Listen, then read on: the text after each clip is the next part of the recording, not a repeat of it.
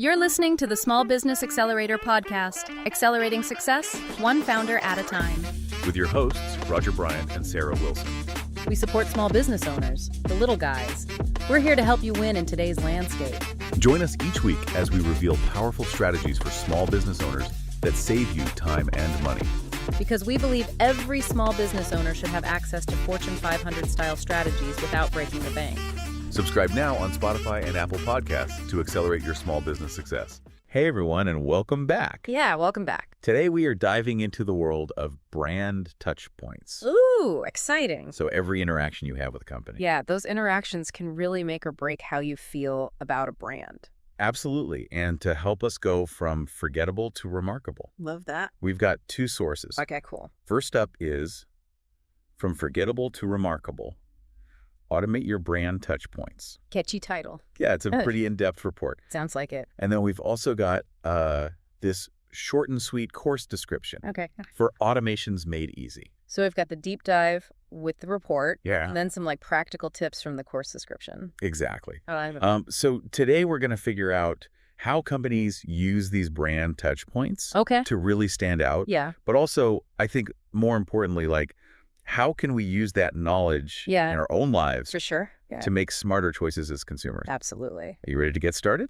I am ready. Let's unpack this whole idea of brand touch points. Okay, so think about the last time you went to your favorite coffee shop.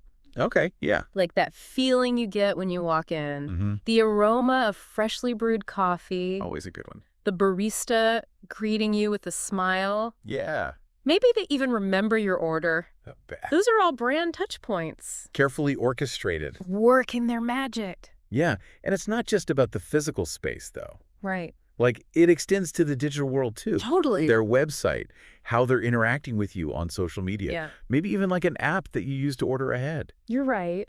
Yeah, it all adds up. And we can't forget about the emotional side of things. Oh, for sure. Like, remember that time you got a surprise free pastry for your birthday? Yes. Or a handwritten thank you note The best. with your online order? That personal touch. Right. It goes a long way. Yeah, those little gestures can really stick with you. Those are pure gold. They are. Emotional touch points, they build loyalty. Yeah. You know, they make you feel like you have a personal connection Mm-hmm. and that you're more than just a transaction. Yeah. You're building a relationship. Speaking of building relationships, our report Okay. really emphasizes how important automating touch points is. Yeah. Especially in today's like fast-paced world. Right. But how do you automate something like a smile? Right. Or a handwritten thank you note. Exactly. Well, it's not about replacing those human interactions altogether. Oh, It's more about using technology to streamline things yeah. and free up employees for those, high-value, genuine interactions. Gotcha. So it's less about replacing people with robots Exactly. and more about working smarter. That's the goal. So like imagine a chatbot on a website handling those frequently asked questions. Right. Then that frees up the human customer service reps to Yeah. deal with like the more nuanced issues. Yeah, the trickier things that need a real person, Yeah, for sure. that makes sense. Automations made easy gives this really cool example. Okay. Why does it?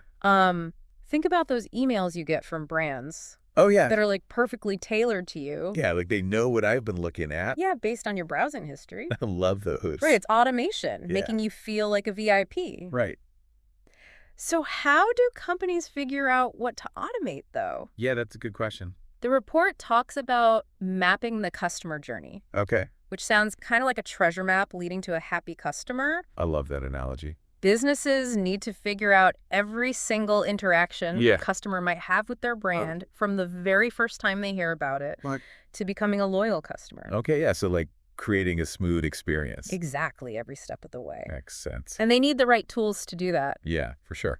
So our report mentions things like CRM systems Okay, yeah. and like HubSpot's social inbox. It's Yeah. a whole world of software designed just to manage these touch points. Yeah, it's a really exciting time for businesses to be using all this technology. Yeah. It lets them automate tasks and personalize communications Mm-hmm. and even get insights into what their customers are responding to. Yeah. It's amazing. But hold on, with all this talk about automation and software, Yeah. aren't we in danger of losing that human touch? Right. Do we really want to feel like we're just interacting with robots all the time? Exactly. Well, you're absolutely right. It's all about striking the right balance. Okay. You can automate tasks that can be handled efficiently by technology, Yeah. but keep the humans in the loop Right. for those moments where you need empathy Mm-hmm. and you need a genuine connection. Right. Humans are better at that. Makes sense. Yeah. Automation's Made Easy talks about this too. Okay, cool. Choosing carefully what to automate and what should definitely be handled by a person. Yeah, it's an important distinction It is. because not everything should be automated. Right. It's about using technology to enhance the experience. Yeah. And letting humans shine where they're good at things. Where empathy and intuition are essential. Right. Okay, so how do businesses know if they're striking that right balance? Yeah, how do they measure that? Well, the report says data is king, Data is king. which sounds kind of intimidating. A little bit. It's about looking at the numbers I would to say. see what's working and what's not. Right. Like, are customers responding well to a certain touch point? Yeah. Is something causing friction? Okay. Analytics can provide these insights that help businesses fine-tune their approach. It's like this constant feedback loop. Exactly. Make sure that you're always improving the customer experience. Right. I like it. So we've covered the basics of brand touchpoints. Okay. But now let's get a little futuristic. Okay, I'm intrigued. The report talks about AI and machine learning. Ooh. And it all sounds a bit sci-fi. Yeah. Like hyper-personalized experiences based on your unique behaviors and Wow. preferences. Yeah. Like a brand that knows you so well, it predicts what you need before you even realize it. So they're reading my mind.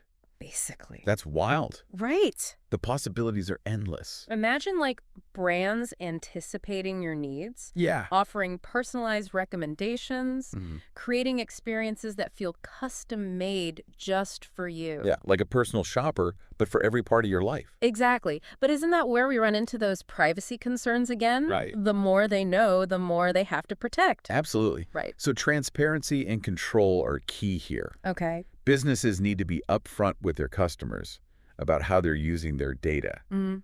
And customers need to feel in control of their own information. Right. It's a tricky balance, but it's essential, It is. especially as we move into this new world of hyper-personalization. So hyper-personalization is one trend to be aware of. Okay. What else is on the horizon for brand touchpoints? Well, another key trend is this move towards seamless integration across every channel. Yeah. So as customers interact with brands on websites, in stores, Yeah. through apps, Right. it all needs to feel like a single unified experience. Right. So it shouldn't feel like I'm dealing with a different company, Exactly. depending on how I'm interacting with them. That's the goal. Right. The future of brand touchpoints is about creating this unified brand experience Yeah. that feels seamless, personalized, and consistent, Yeah. no matter what, Okay. where you are or how you choose to engage.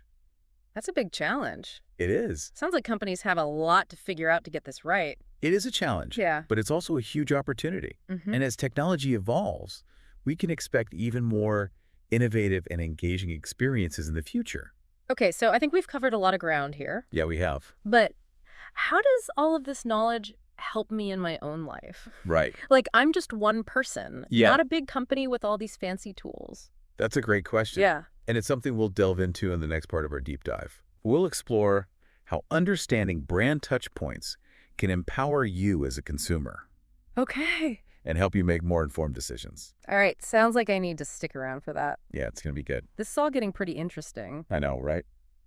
I'm excited for the next part. Me too. All right, welcome back. So we talked about how cool this whole brand touchpoint thing can be, especially with all the tech that's out there. Yeah, it's definitely an exciting time. But let's be real, our report doesn't shy away from the fact that there are some challenges. Yeah, there are definitely some hurdles. When it comes to automating all these interactions, For sure, it's not all sunshine and rainbows. so lay it on me. What are we talking about here? Well, for starters, integration can be a real pain. Integration. Think about it. You've got your CRM system, your marketing automation, your customer support ticketing system, and it all has to talk to each other. Yeah, if they're not all synced up. Right. It defeats the whole purpose. Makes sense. Okay, so getting all those systems to play nice is a big The one. big one. Data privacy. Okay, yeah, that's a big one. Huge. The more personalized we're trying to make these experiences, the more data companies are collecting. Right, and that brings up a lot of questions. A lot of questions about how that information is being used, how securely it's being stored. Yeah, for sure. I love the idea of getting personalized Of recommendations, course. but not if it means my info is being shared everywhere. Yeah, nobody wants that. You're right. And it's not just about keeping that data secure. Okay. It's also about transparency. Mm-hmm. Businesses need to be upfront with their customers about what information they're collecting and how they're using it. Customers need to feel like they're in control of their own data. So it's like a trust. It's all about trust. And trust is hard won and easily lost. It really is. Businesses need to build that trust by being responsible. Yeah, by being good stewards of that data. Exactly. Okay, so we've got integration and data privacy. Those are some pretty big challenges. Two of the big ones. Anything else we need to be wary of? Well, even with the best systems in place, things can still go wrong. Oh, okay. Customer behavior changes constantly. Yeah. New technologies are popping up all the time. Businesses need to be able to adapt. Keep up with the times. Exactly. They need to be constantly monitoring how things are working and making adjustments. So it's not a set it and forget it kind of thing. Definitely not. You got to stay on top of it, constantly analyzing data, tweaking your automation, making sure things are running smoothly. Sounds like a lot of work. It can be, but the payoff is huge. Okay, so what's the payoff? You get a more efficient operation, happier customers, and ultimately a stronger brand overall. So it's about finding that sweet spot.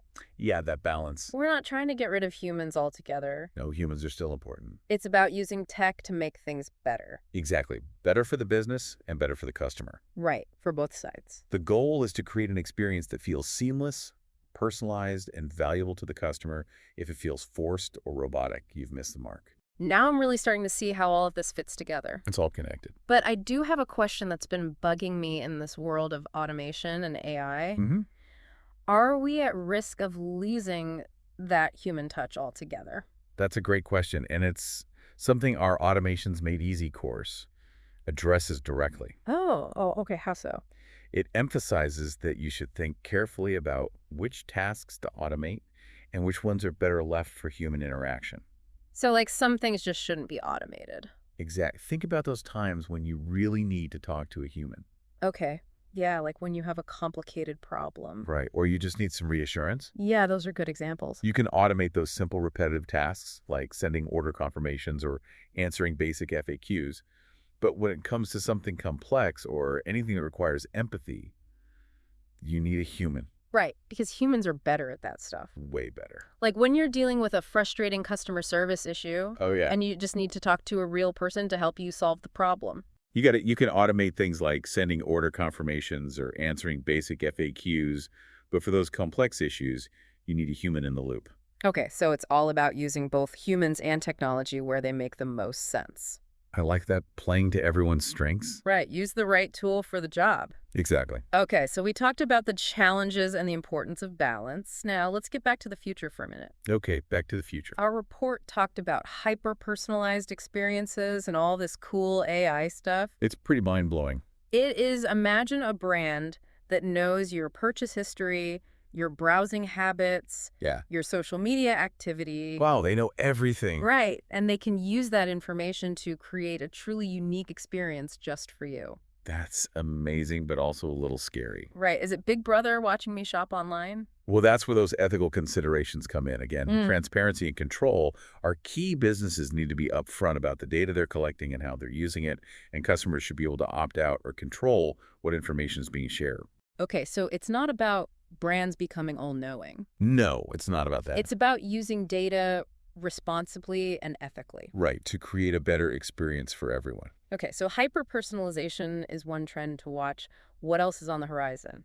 Well, seamless integration across all channels is going to be huge. Okay. As customers interact with brands on websites, apps, physical stores, it all needs to feel connected. Right, like one unified experience. Exactly. We're talking about a future where no matter how you're interacting with a brand, it feels consistent and personalized. Okay, I can see that would be awesome, but how do we get there? That's the million-dollar question. It's going to take a lot of collaboration. Between who? Businesses, technology providers, and even customers themselves. Okay, so what can we do as consumers to make sure our voices are heard? That's a great question, and it's something we'll explore in the final part of our deep dive. Okay. We'll look at how understanding brand touchpoints can empower you as a consumer and help you make more informed decisions. All right, I'm definitely sticking around for That sounds like it's about to get personal. It could get real. All right. Welcome back to the final part of our deep dive into brand touchpoints. Yeah, we covered a lot of ground. We have from those feel-good moments, like when a barista remembers your name. Yeah, the little things. To, the potential for hyper-personalized ads that feel like they're reading your mind. It's a wild world out there. It is, but let's bring it all home and figure out what this means for us as consumers. Yeah, how do we use all this knowledge in our everyday lives? Right, like how do we actually become more savvy consumers? It's about being more conscious and aware of those interactions you're having with brands every day. Okay, so where do we even start? Just start paying attention. Mm-hmm. Be more aware of the touch points you experience in your daily life. Okay. Think about the interactions that make you feel good, the ones that make you want to come back for more. Okay. And then think about the ones that kind of rub you the wrong way. Right, like those that feel pushy and authentic. Yeah, like those annoying pop-ups on a website. The worst. That want your email address before you've even had a chance to look around. Yeah, those are the ones that make you want to leave. Definitely. But seriously, once you start noticing these touch points, you'll be amazed at how many you encounter every single day. Yeah. Okay. And you'll start to see the patterns. You know how companies are trying to influence your behavior and perceptions? Like seeing the Matrix. Exactly. You can't unsee it once you see it. So how do we use that knowledge to our advantage? Well, you can start making more informed choices. Okay. You can choose to support businesses that align with your values, the ones that treat you like a human and not just a walking wallet. So like voting with our dollars. Yeah, exactly. You have more power than you think. Oh, okay. Your choices as a consumer, they can actually influence the market. Wow. And encourage companies to adopt more ethical and customer-centric practices. And on the flip side, we can also use this knowledge to protect ourselves from those like manipulative marketing tactics. Oh, for sure. Understanding how touch points work can help you spot those sneaky techniques they use to try to get you to buy stuff. Right, to trigger those impulse purchases. Exactly. They're playing on your emotions. Like those limited time offer banners that are flashing all over a website. Yeah, those are designed to create a sense of urgency. I'm seeing them everywhere now. Right. You become a more critical consumer. You start questioning those messages and making sure you're in control of your decisions. So it's not about like avoiding all brand touch points. No, not at all. It's about engaging with them in a more mindful way. Exactly. Being aware of the game Yeah. and making it work for you. I like that it makes it feel less overwhelming. It should you have a choice. We do. And the more you understand how these touch points work, the more power you have to shape your own experience. You know that question from the Automations Made Easy course description? Yeah, the one about thinking about our favorite brands. Yeah, what made them stand out? I've been thinking about that a lot during this conversation. Me too. It's a great question to reflect on. It is. Think about the brands you genuinely love and why, what touch points made them stand out, what made them feel different. For me, it's those companies that go above and beyond to make you feel like you're valued. Yeah. Like a handwritten thank you note. Yeah. Or a customer service rep who actually takes the time to listen to you. It's about those authentic human connections. Yeah. The moments that make you feel like more than just a transaction. Right. Those are the things we should be looking for Totally. in all our brand interactions. For sure. This has been eye-opening. It has. I'm looking at the world differently now. Me too, and I hope our listeners are feeling the same way. So what's the takeaway here? I think the biggest takeaway is that knowledge is power. Okay, I like that. The more you understand about brand touch points, the more control you have over your own experience. So go out there, explore those sources we talked about, and start paying attention to the touch points in your own life. Yeah, you might be surprised at what you discover. And remember, the power is in your hands. It is choose wisely, engage mindfully, and make those brand interactions work for you. That's it for this deep dive, folks. Thanks for joining us. Until next time, stay curious and keep learning. Thanks for tuning in to the Small Business Accelerator podcast. We really hope today's strategies help you grow your business without breaking the bank. Don't forget to check the show notes for links to resources we've handpicked for small business success. If you found value in today's episode, it would make our day if you subscribed to the podcast and left us a review. You can find us on Spotify, Apple Podcasts, or wherever you get your podcasts. And stay tuned for our next episode. Next time, we'll reveal yet another game-changing strategy that's revolutionizing how small businesses on a shoestring budget take on giant corporations and accelerate their success. Until then, keep accelerating your success. This is Sarah Wilson. And Roger Bryant, signing off.